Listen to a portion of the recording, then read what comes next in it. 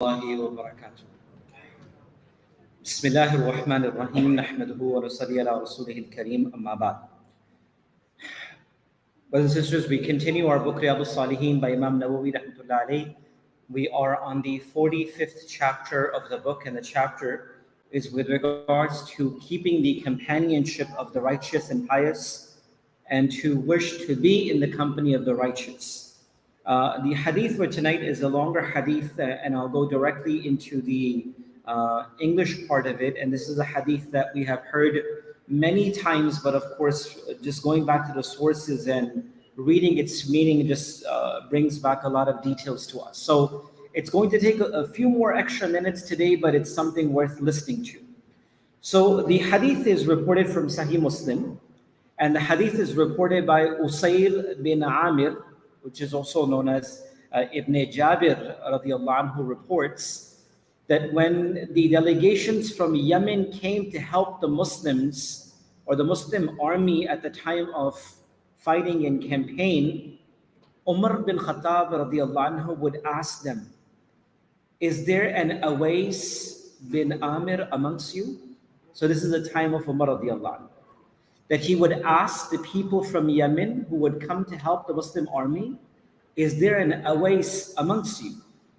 And he continued this search. Every time that the army came from Yemen to help and support the Muslims in Medina, he always asked if there was an Awais from amongst the people of Yemen.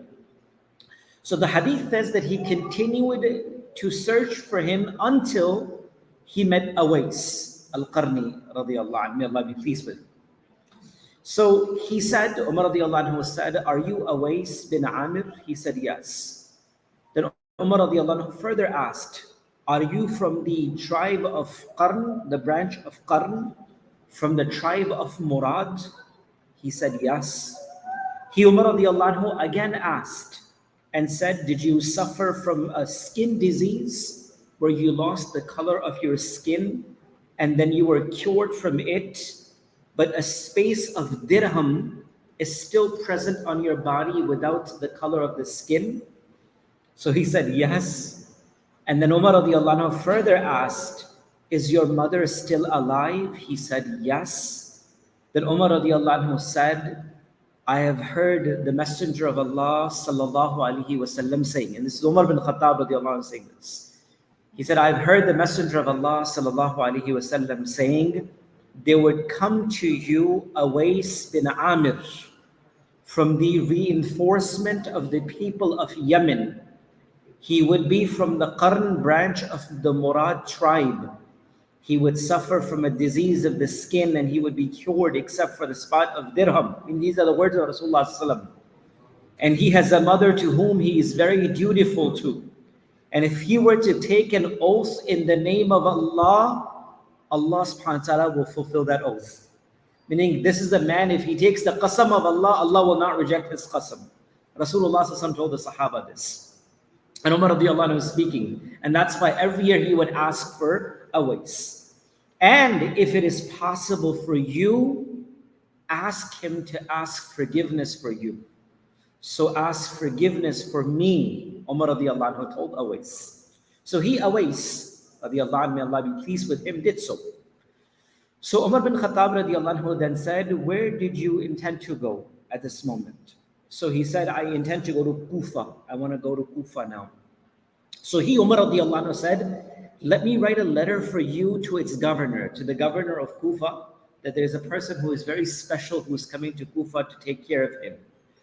So whereupon Awais radiallahu anhu said, "I would love to live amongst the poor people. I don't want any protocols. I don't want any people standing left and right.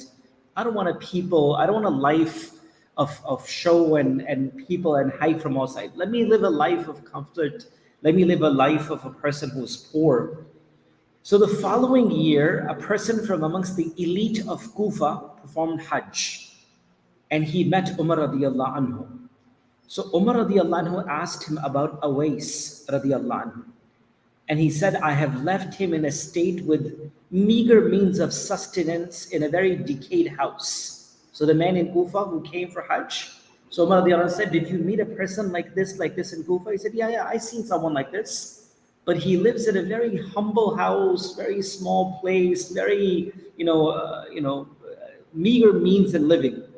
So thereupon, Umar radiallahu anhu said, I have heard the Messenger of Allah sallallahu alaihi wasallam saying, there will come to you Awais. Again, he remembered he reminded the whole hadith to this man, that there will come to you a man whose name will be Awais ibn Amr from Qaran, the branch of tribe of Murad, along with him from the people of Yemen, who would be suffering from a skin disease except for a space of dirham.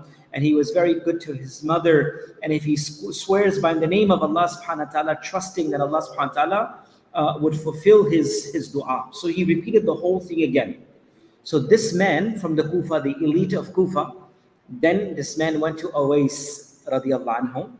And when he went back to Kufa and asked him to pray for his forgiveness, can you please pray for my murder? This random person one day goes back to Kufa and goes and finds Awais and says, Awais, please pray for my maghfirah. So Awais radiallahu anhu said to him, have you just returned from the journey of Hajj that you were asking? And did you see Umar? So this is his first question. He says, you asked me for forgiveness. You never asked me for this. Did you just come back from Hajj? He said, yes. He says, did you meet Amirul Mu'minin Umar bin Khattab radiallahu anhu? He said, yes. So the man said, yes. So at this moment, Awais radiallahu anhu then prayed for the forgiveness of that man. And then people became known of the high status of Awais radiallahu anhu. And at this moment, he set out following his course. Another narration have mentioned from the delegation of Kufa, and inshallah I'll continue that in a later moment. But again, this particular hadith reminds us of the companionship of the sulaha, the companionship of the righteous. There are many things to partake from this very hadith: the serving of the parents, the dua of the Prophet sallallahu alaihi wasallam, and at the end, Umar radiallahu anhu hoping and asking to be in the companionship of that Rasulullah sallallahu alaihi wasallam had given glad tidings of. So again, brothers and sisters, a reminder from this very particular hadith is that there always remains a group of individuals that are known in the eyes of Allah subhanahu wa ta'ala to be the sulaha, the righteous. Find the individuals of Allah subhanahu wa ta'ala, find their companionship, and ask Allah subhanahu wa ta'ala to keep us in the company of the righteous in this world. And may Allah raise us amongst the righteous on the day of Qiyamah and allow us to practice whatever good has been heard from us, inshallah. Subhanallah wa bihamdihi.